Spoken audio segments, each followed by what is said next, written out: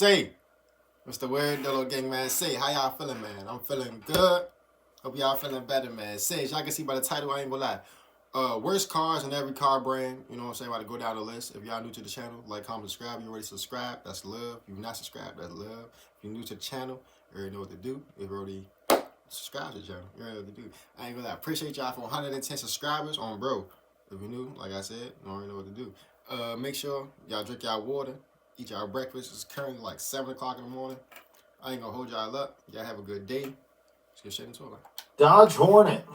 With a jaw-dropping 428-day supply. This car is trash. 14,500 units gathering. If you remember this channel when I first ever got started and I was doing the rental car, you know, we had plenty of Dodge Hornets. But I ain't gonna pause it no more game.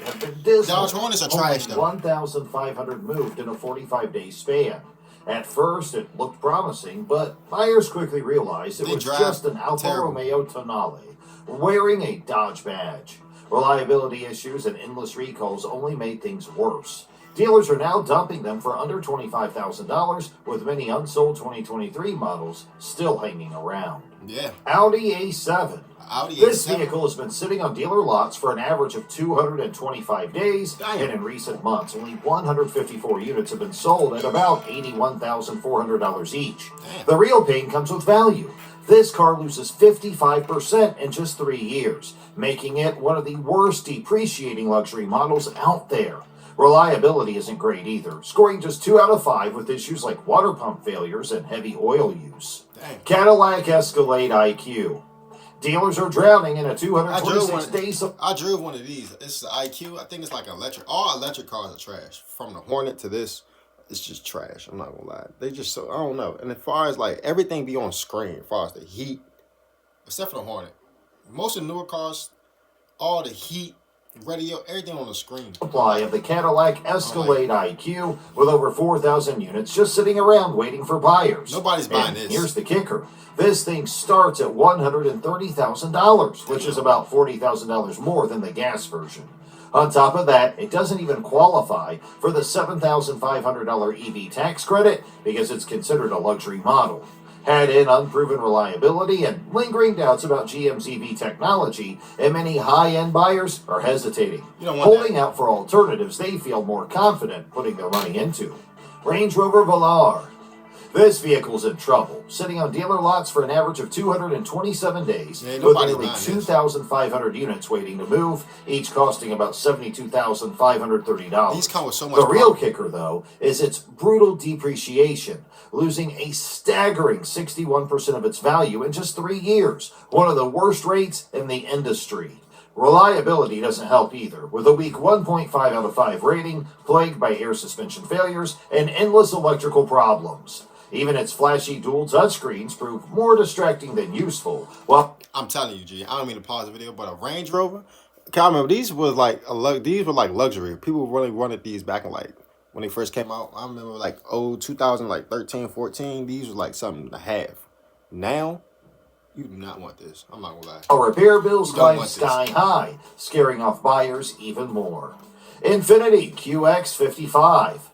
This SUV has been crawling off dealer lots, sitting around for an average of 219 days, with only 680 finding buyers in recent months. Value is another big hit, with this SUV losing 48% in only 3 years. Reliability doesn't save it either, scoring a weak 2.5 out of 5, with constant complaints about CVT transmission issues and glitchy infotainment screens. Priced around $60,000, it dares to ask Mercedes-Benz while delivering an experience that feels far from luxury. Dodge Charger. This vehicle is having a hard time finding buyers, with over 7,300 cars sitting unsold for an average of 240. So you wouldn't expect the Dodge Charger to be up here. I wouldn't expect the Dodge Charger to be up here. I ain't gonna lie. Because what? People are still buying Dodges to this day. Like, 1 day. To this day. On top of that, it loses about 45% of its value in just 3 years. And the high-performance trims depreciate even faster.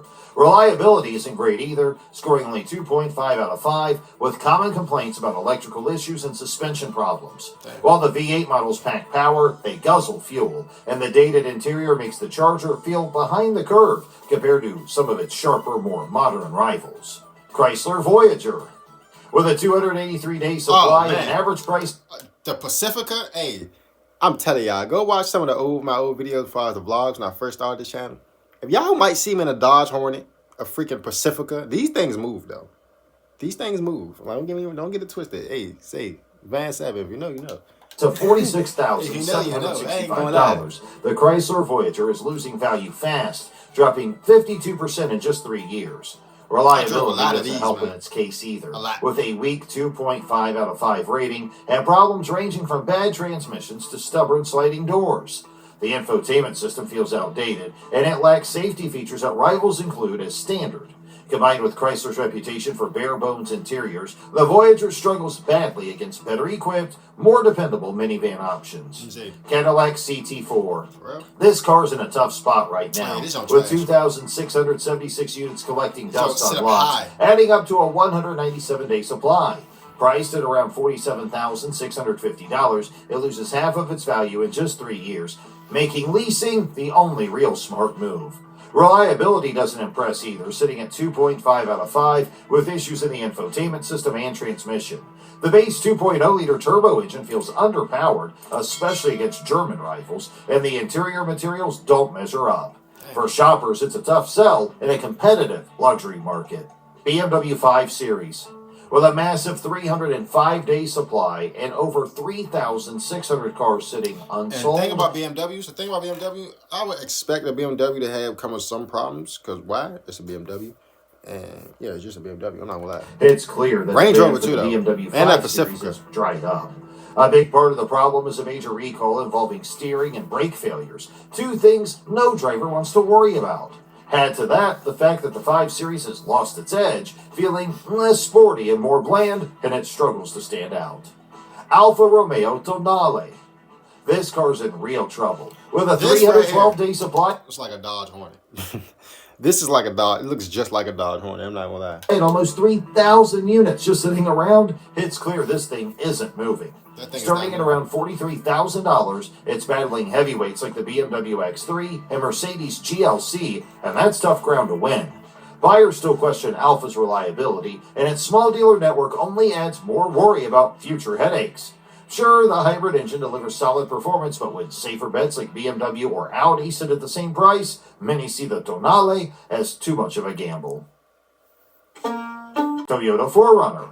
The Toyota 4Runner just rolled in with a huge wave of inventory, over 6,400 units, enough for a 240-day supply. That sounds massive, especially when you realize only about 1,200 were sold a couple of months ago at an average of $53,000. I ain't gonna lie. Nobody wants a 4Runner. Like, when these car companies really make these cars, like, nobody wants a freaking Dodge Hornet. Nobody wants a new Dodge. Like, nobody wants a 4Runner. Nobody wants this, gang. Twist. Unlike other models struggling on lots, the 4Runner is known for holding its value, usually dropping just 30% after 3 years. What's really happening is a flood of fresh supply from the redesign, not a collapse in demand, making this more of a temporary hiccup than a long-term problem. Audi Q6 e-tron Quattro. With a massive 330-day supply, over 3,000... I ain't gonna lie, this just looked like one of them Audis you just wouldn't buy. Like, they just look like any other sedan, just with an Audi logo on it. Basically, I ain't gonna look at the tires. It look like a Toyota. It gives me Toyota vibes. I'm not gonna lie. It gives me RAV4 vibes. No vibes. The Audi Q6 e-tron Quattro is struggling to find its audience.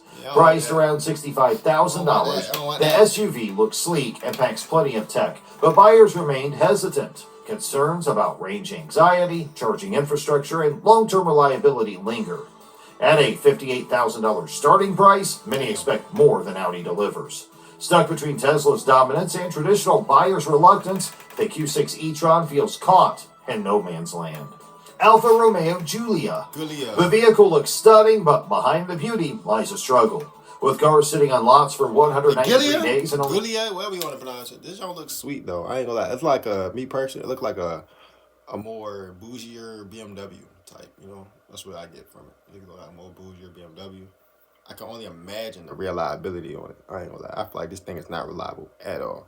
No bad. I feel like it's least reliable than a BMW. 212 sold in 2 months. Yeah, Demand is weak, despite prices ranging from $41,690 to $86,770. That's a lot. The real kicker is depreciation. This sedan loses a staggering 58% of its value in just 3 years. Reliability is another headache, scoring only a 1.5 out of 5, with owners constantly facing check engine lights and electrical gremlins. While it offers sharp handling, brand unfamiliarity and constant issues keep most buyers far away. Jeep Grand Wagoneer. Before you even see this Wagoneer thing, so check engine light or whatever the case may be as far as the reliability. So if you, my man Chris said, if you change all the internal stuff, all the plastic from the engine bay to the inside of the engine, turn that into metal, would it be more reliable? That's a good question. The Jeep Grand Wagoneer is drowning in unsold inventory. With a massive 428-day supply and more than 2,200 units sitting idle. Despite aiming for luxury buyers, only 233 sold in the recent weeks, and first quarter sales are down 48% to just 1,849 units. Priced around $110,000, it was meant to rival the Cadillac Escalade, but lacks the prestige and polish to compete. To make matters worse, Jeep's own electric Wagoneer S is outselling it. With over a year's worth of backlog, the Grand Wagoneer shows that luxury branding alone isn't enough. Infiniti QX80. This car is in real trouble, sitting on lots with a 176-day supply and nearly 5,000 unsold units. And the reason's pretty simple. It's basically just a Nissan Armada dressed up in fancy clothes, but with a price that's more than $17,000 higher. The new twin-turbo V6 doesn't impress either, feeling weaker than the old V8 while still delivering poor fuel economy at just 16 to 20 miles per gallon. Add in Infiniti's shaky reliability history, and it's no wonder shoppers are hesitating to sign on the dotted line. BMW XM. This $159,000 SUV. Oh, brother. Yeah, this right here is terrible. This right here is terrible, chat. Like, bro. SUV is basically collecting dust, sitting on lots with a jaw-dropping 544-day supply. In its first full year, only 1,974 found buyers, making it BMW's slowest seller in the U.S., even behind the Z4 Roadster. Critics didn't hold back either, calling it a pig in lipstick and clowning its oversized grille. And the $170,000 red label version? Same story. The XM is proof that bad design mixed with sky-high pricing can completely tank a launch. BMW X6. Now this car may look flashy, but the numbers tell a different story. With a 140-day supply and an average price of $89,417, it's already a tough sell. The real kicker? Well, it loses nearly half its value. You might as well get a BMW M3, right? This is more than M3. This is how much? Oh, let me go back. Yeah, I gotta go back. I got to. This costs too much. With a 140-day supply and an average price of $89,417. $89,740 something. $89,000. You can look how much an M3 is. The real kicker? Well, it loses nearly half its value. $89,000 for this. A BMW X6. $44,000. This looks sweet though, but I'm not paying $89 for this. I'm not paying $89 for this. I'm not gonna lie.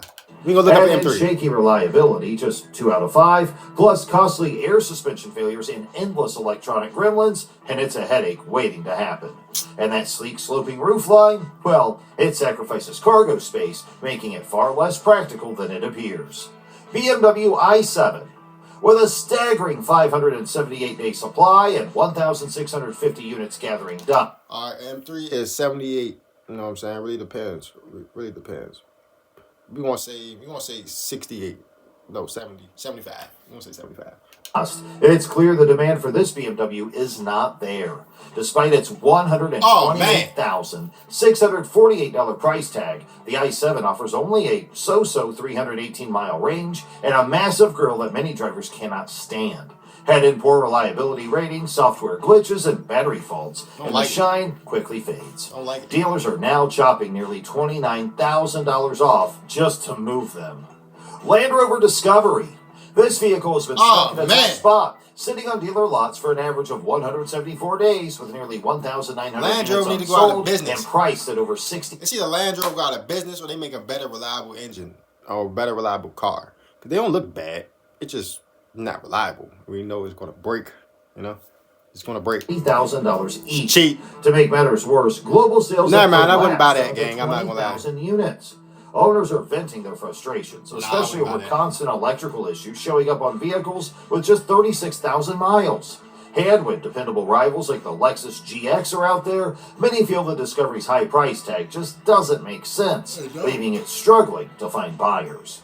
Fiat 500e. What? It's been almost 580 days. Yeah, nobody's buying this shit. I can tell you that right now. Like, what? Who is buying it? What is a Fiat 500e? What? What is it? Since launch, and more than 1,100 of these cars are still gathering dust on dealer lots. Sure, sales jumped 153%, but that only adds up to 970 sold in 2024. Not exactly a win. Stellantis even had to shut the factory down for a whole month just to deal with the oversupply. At around $34,000, you get weak range, a cheap-feeling interior, and Fiat's shaky reliability record. And while the design turns heads, it feels way too vulnerable parked next to SUVs. I hope y'all enjoyed that video. I enjoyed that video. Learned something new. Definitely learned something new. Been watching a lot of 607. You know what I'm saying? We in crazy times right now. We in crazy times. I don't want to say scary times, me personally, because I ain't really scared. But yeah, G, we in some crazy times. If y'all enjoyed that video, y'all like, comment, subscribe. About to record me another video. 2 videos are going up today. You know, I would post at 1 o'clock. I posted an early video the other day. That's on me. But I wanted to test something. But if y'all enjoyed this video, y'all have a good day. Y'all like, comment, subscribe. Safety, man. Do what y'all need to do, man.